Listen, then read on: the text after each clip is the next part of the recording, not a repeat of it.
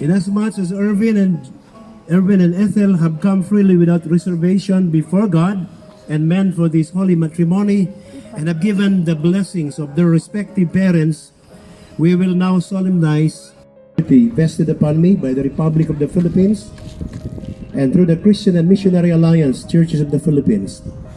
I now pronounce you husband and wife. What God hath joined together, let no man put asunder.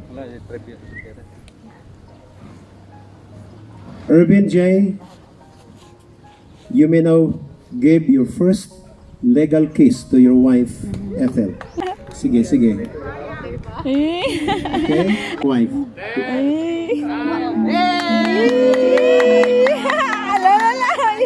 Okay, ladies and gentlemen, it is my honor to present and introduce to you Mr. and Mrs.